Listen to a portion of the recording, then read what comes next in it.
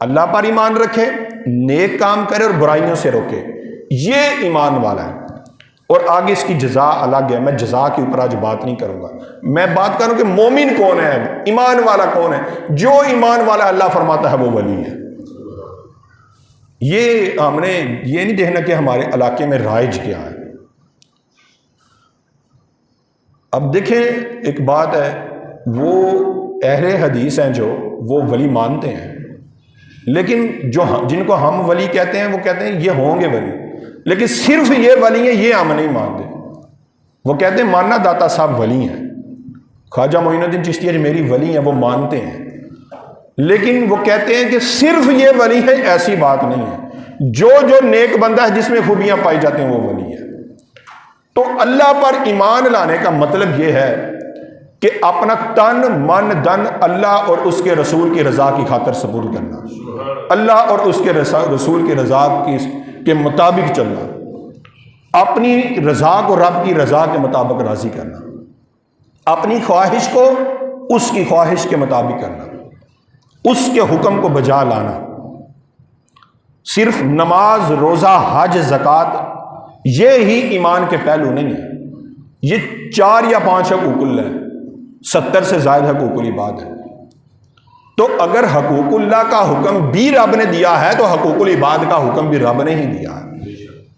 تو اللہ فرماتا ہے کہ جو اللہ پر ایمان لے کر، تو ولی وہ ہوتا ہے کہ جو ہر حال میں رب کے ساتھ راضی رہے، یہ نہ ہو کہ کبھی زندگی میں مشکل وقت آئے تو وہ پریشان ہو جائے، یہ نہ ہو کبھی غربت آئے تو وہ پریشان ہو جائے، یہ نہ ہو کہ کبھی ظالموں نے اس کو گھیر لیا ہے تو وہ اپنے وہ دل برداشتہ ہو جائے۔ ولی ہوتا ہی وہ ہے، اس کو چپ کر، ولی ہوتا ہی وہ ہے جو زندگی کے کسی معاملے میں اپنی رائے کو ختم کر کے رب کے سپرد کر دے، وہ اللہ کا ولی ہے۔ اتنی بات سمجھائیے جی۔ اب یہ بات چھوٹی نہیں ہے، اگر آپ اس کو دور حاضر میں دیکھیں، ہر بندہ رب سے راضی نہیں ہے۔ دور حاضر میں دیکھیں، ہر بندہ رب سے راضی نہیں ہے، وہ کہے گا ضرور، لیکن آپ اس کے قول میں اور اس کے فعل میں آپ کو حساب لگا لیں۔ جب آپ کو اس کے قول اور فعل میں تضاد پایا ملے تو سمجھ جانا یہ بندہ رب کا ولی ہے۔ ولی ہوتا ہی وہ ہے جس کا تن من دن سب کچھ رب کی رضا کے لیے وقف ہو۔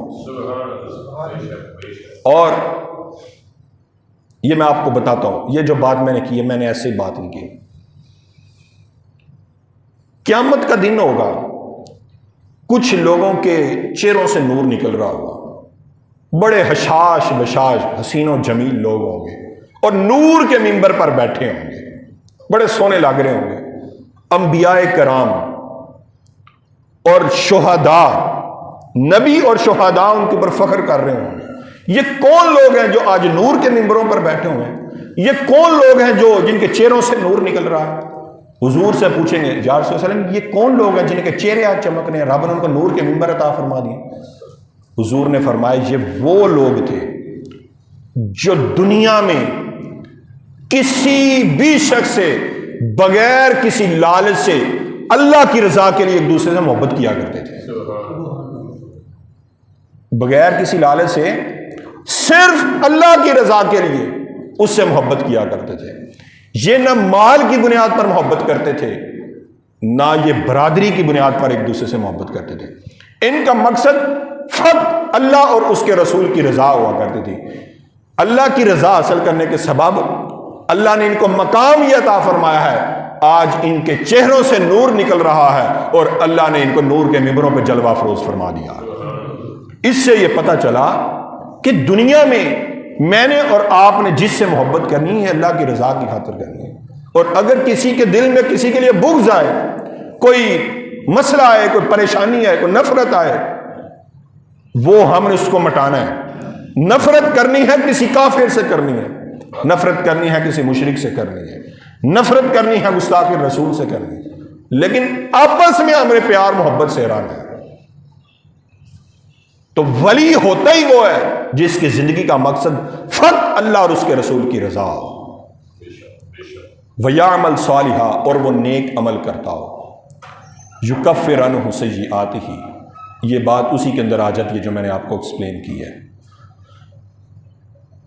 ولی کی میں نے آپ کو ایک نشانی بتا دی ہے۔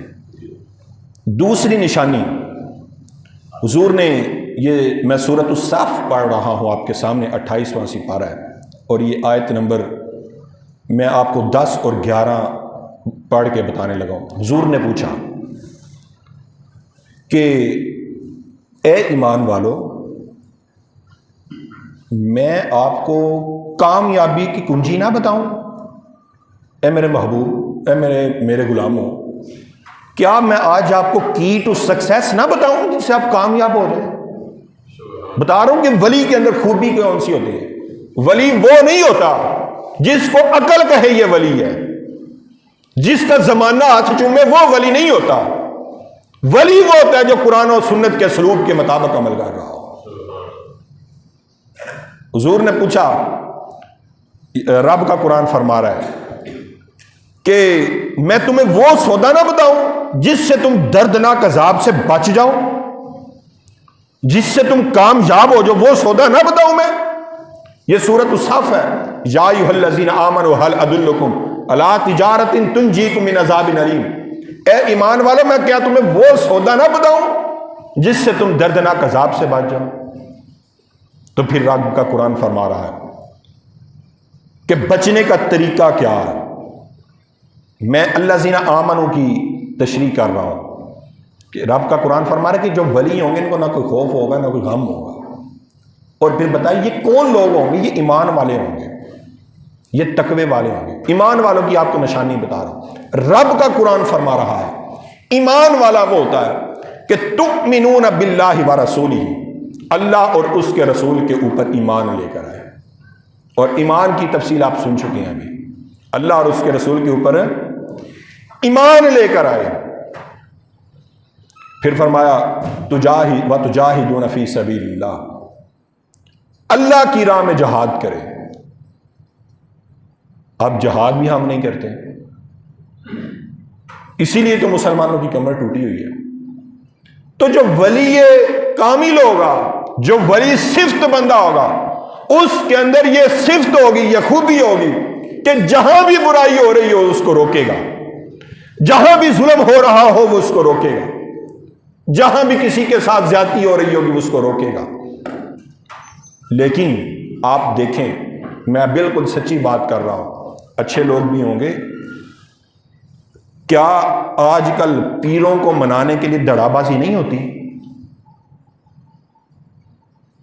کچھ پیر صاحب بعض کا ایک دڑے کے ساتھ ہوتے ہیں، بعض کا دوسرے دڑے کے ساتھ ہوتے ہیں، میرٹ کے اوپر فیصلہ نہیں ہوتا۔ جو امیر مرید ہوتا ہے دنیا اس کی طرف چلے جاتی ہے، غریب کو دبا دیا جاتا ہے۔ تو جو ولی صفت ہوگا وہ کبھی کسی کی فیورٹزم نہیں کرے گا۔ جو ولی کامل ہوگا اس کی نظر میں سارے مرید برابر کے ہوں گے۔ جو ولی کامل ہوگا وہ سب کو ایک نظر سے دیکھتا ہوگا، زمانے میں اگر کوئی غلط کام ہو رہا ہے اس کو وہ روک رہا ہوگا۔ اب یہ عقیدہ ختم نبوت کا مسئلہ چلا ہوا ہے، یا علامہ خادم حسین رضوی علیہ رحمہ نے دیکھیں کس طرح پیرا دیا ظالم کے خلاف۔ اسی طرح پیر میر علی شاہ نے جب وہ کانے کے مقابلے میں آئے تھے تو آپ نے کہا کہ مجھ سے ایسی بغیرت فقیری نہیں ہوتی کہ حضور کی ختم نبوت کا منکر لاہور بیٹھا رہے اور میں اسلام آباد گولڑے میں بیٹھ کے ادھر پیری مریدی کرتا رہا۔ وہ پیر نہیں ہے، ادھر اعلیٰ حضرت رحمت اللہ تعالی علیہ جب حضور کی شان میں تنقیس کا دور تھا، آج سے کم از کم 100 150 200 سال پہلے، تو اس وقت اعلیٰ حضرت رحمت اللہ علیہ نے حضور کی شان میں کیا کیا باتیں لکھی۔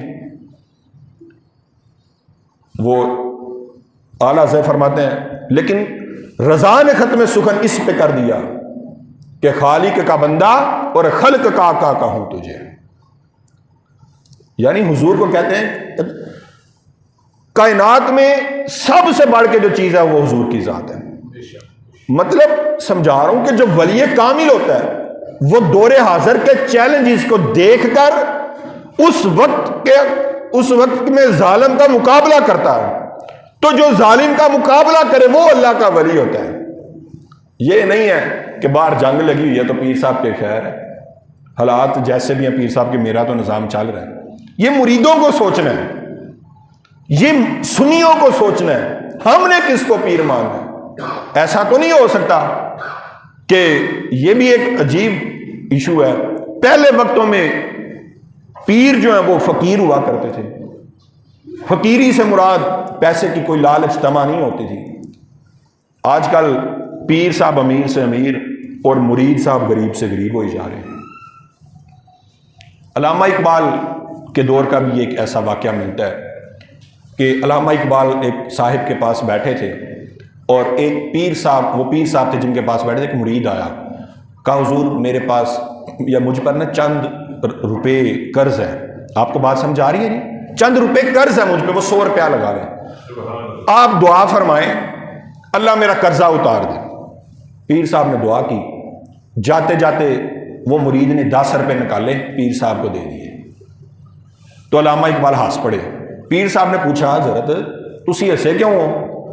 علامہ اقبال فرمانے لگے پہلے تو وہ بندہ صرف 100 روپے کا مقروض تھا، لیکن آپ کو نذرانہ دینے کے بعد وہ 110 روپے کا مقروض ہو گیا. اگر وہ اصل بندے کو دیتا 10 روپے تو اس کا قرضہ 90 رہ جاتا. آپ سے ملنے سے پہلے 100 روپے قرضہ تھا، وہ 110 روپے اس کے اوپر قرضہ ہو گیا. تو پیر وہ ہوتا ہے جو مریدوں کا بھلا چاہتا ہوتا ہے. پیر وہ ہوتا ہے، الیاس قادری صاحب دیکھیں دین کا کتنا کام کر رہے ہیں. پیر وہ ہے جو صوفی برکت علی لدھانوی کو دیکھیں کہ پورے پاکستان اور پوری دنیا میں ان کے کیسے مرید دین کا کام کر رہے ہیں. آپ جا کے ان کے مراکز میں دیکھیں، نہ ساری عمر کوئی آپ نے گاڑی رکھی ہے، نہ ساری عمر آپ نے کاٹن کا سوٹ پہننا ہے. ادھر حافظ صابر علی صابر کو دیکھیں کہ وہ درزی ان کا بتاتا ہے کہ جب آپ صاحب ہم سے کپڑا سلاتے تھے نا، اندر بین نہیں رکھا کرتے تھے، کپڑے کے اندر کپڑا فولڈ کر دیتے تھے. تو پیری مریدی تو یہ ہے. اب سنیے